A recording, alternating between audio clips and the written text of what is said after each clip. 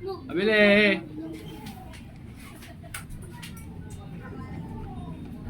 Pabili. Ano yan? Ay, Sisigaw-sigaw ka dyan para kang ano ah. sorry te. May bigas kayo te? Meron. Magkano kilo? 60. 60. Mahal naman. Reklamo ka pa? Sumasay ba ka bumili? 60? Oo, bakit? Sige, sige. Bibili ka ba? Sige, ano lang, 1/4 lang, 1/4. Sisigaw-sigaw ka pa. 1/4 lang naman pala bibili mo.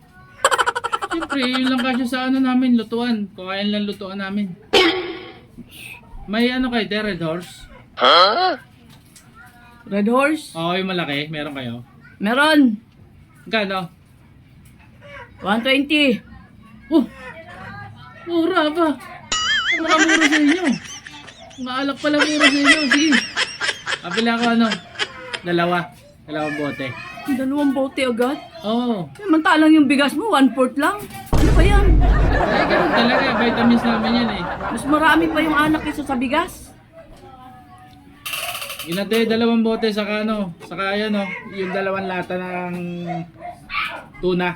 Ano muna ha? Anong klaseng tuna? 5-5. Ay tanong, basta yung 2 dalata. Ah, sige ah. Sige. Ano pa? Yun lang. Baka gusto mo dagdagan yung bigas mo. Hindi na. Okay na yun. Grabe talaga to. Bibiting kami sa alak. Yun lang. Mawa ka naman sa pamilya mo. Nate, sasuggest ka pa dyan, hindi ka naman tinatanong. Sa akin ko yan mamaya. Bawal utang dito. Sigaw-sigaw ka pa, 1/4 ang palang bigas bibilhin mo. Sabi mo ka sa akin eh, kawayan nga lang ang lutuan namin. Baka may Kawayan. kaldero. Is na. Sige na.